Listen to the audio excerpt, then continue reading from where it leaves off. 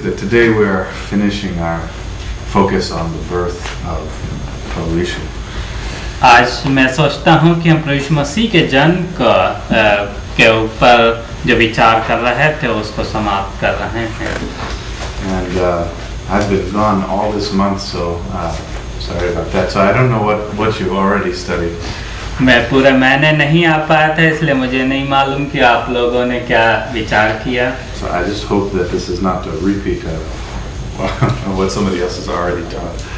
और मैं उम्मीद करता हूँ कि मैं जो आज कह रहा हूँ वो किसी और ने पहले ही नहीं कह दिया हो. But I want to look at Matthew chapter 1. मैं मत्ती उसके पहले अध्याय की ओर ध्यान केंद्रित करूँगा. I want to just for a moment think about the story of when Joseph found out that Mary was pregnant. और मैं उस चीज पर ध्यान केंद्रित करना चाहूँगा जब यूसुफ ने पहली बार सुना कि मरियम गर्भवती है. This is going to be something I will repeat for my Nepali brothers and sisters that are here with me, but for the rest of you, maybe this is new information. और यहाँ पर जो मेरे नेपाली भाई बहन हैं उनके लिए शायद ये वे दूसरी बार सुन रहे हैं, किंतु आप लोग पहली बार सुन रहे होंगे.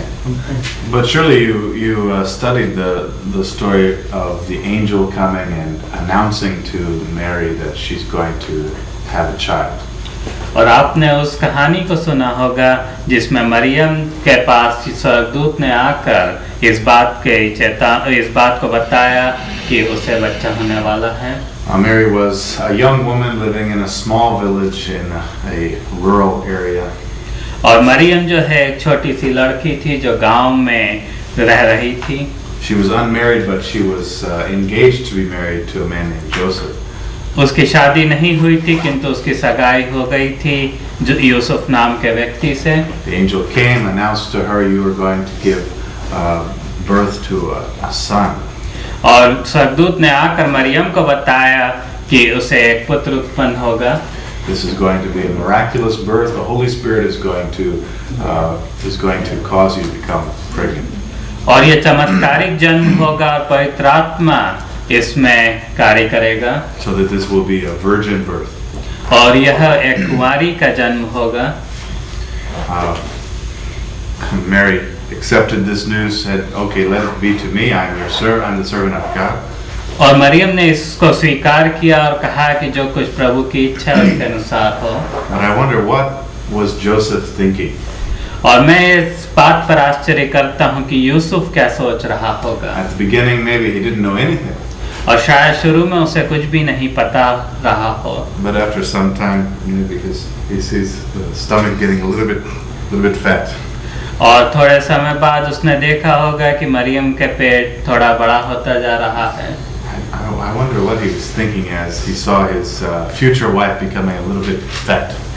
और मुझे नहीं मालूम कि वह क्या सोच रहा होगा कि उसकी जो भावी पत्नी है वह थोड़ी मोटी हो रही है. Maybe he thought, I thought this is supposed to happen after you get married, not before you get married.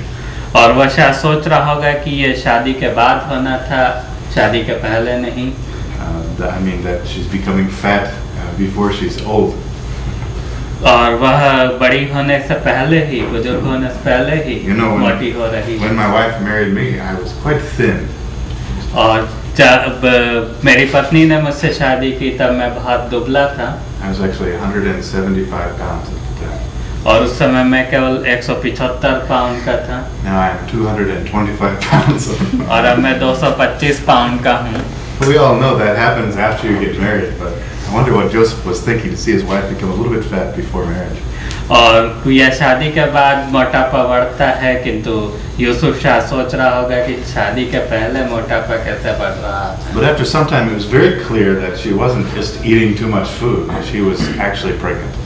और थोड़े समय बाद यह स्पष्ट होता चला गया कि वह केवल ज़्यादा खाना नहीं खा रही है बल्कि वह गर्भवती है. This was a very small village, so everybody knew what was happening. और ये बहुत छोटा सा गांव था तो सबको पता चला कि ये क्या हो रहा है. Probably they would look at Joseph and just talk about him, gossip about him.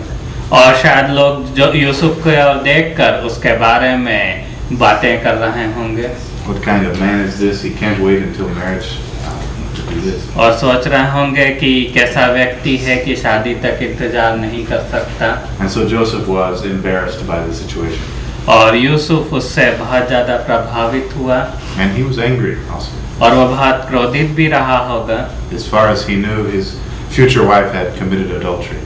और उसके हिसाब से उसे शायद ये लग रहा होगा कि उसकी भावी पत्नी ने व्यभिचार किया है So I just want to read this story about how he came to know what was the truth. तो मैं उस कहानी को पढ़ना चाहूँगा जिसमें यह बताया है कि यूसुफ को कैसे पता चला सच्चाई के बारे में Chapter 1 of Matthew, verse 18 and following. मत्ती उसका पहला अध्याय उसके 18 पद से आगे Now the birth of Jesus the Messiah took place in this way. When his mother Mary had been engaged to Joseph, but before they lived together, she was found to be with child from the Holy Spirit.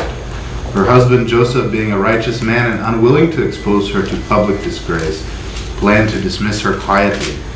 But just when he had resolved to do this, an angel of the Lord appeared to him in a dream and said, Joseph, son of David, do not be afraid to take Mary as your wife, for the child conceived in her is from the Holy Spirit.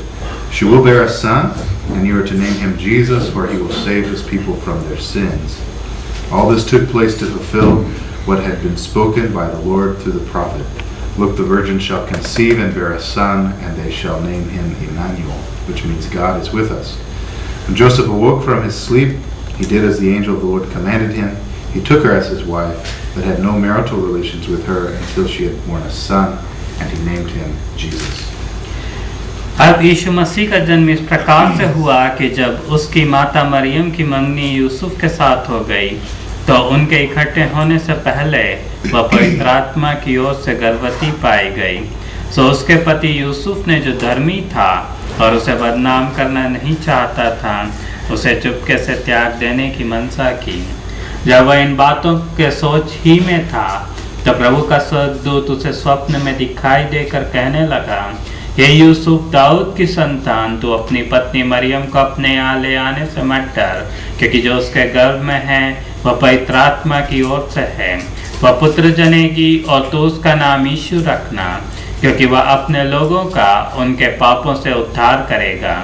यह सब कुछ इसलिए हुआ कि जो वचन प्रभु ने भविष्यवक्ता के द्वारा कहा था वह पूरा हो, कि देखो, एक कुंवारी गर्भवती होगी और एक पुत्र जनेगी और उसका नाम इमैनुअल रखा जाएगा, जिसका अर्थ है परमेश्वर हमारे साथ। सो यूसुफ नींद से जागकर प्रभु के दूत की आज्ञा के अनुसार अपनी पत्नी को अपने यहाँ ले आया, और जब तक वह पुत्र न जनी तब तक वह उसके पास न गया, और उसने उसका नाम यीशु रखा। And what I want to focus on today is just answering the question, why did Prabhu Yishu come? और मैं इस बात का जवाब देने की कोशिश करूंगा इस प्रश्न का कि प्रभु यीशु मसीह क्यों आए। There's a song that we sing in our Nepali satsang that I like very much. हम नेपाली सत्संग में एक गीत को गाते हैं जो मुझे बहुत पसंद है। I like it, I think, because it's very easy for me to sing it. और मुझे यह पसंद है क्योंकि यह बहुत आसान है गाना। The chorus of that song says, Malai isu tsainsa, hamilai isu tsainsa, sapalai isu tsainsa. Do you understand? No. You don't understand? Malai means I need Jesus, and then hamilai means we need Jesus, and then sapalai means everyone needs Jesus. और इस coarse का मतलब यह है कि मुझे यीशु मसीह की आवश्यकता है और हमें यीशु मसीह की आवश्यकता है और सबको यीशु मसीह की आवश्यकता है। I like that song. On Christmas Day, actually, we sang that song and we were dancing together, and Baba was dancing with me also at that time. It was quite fun.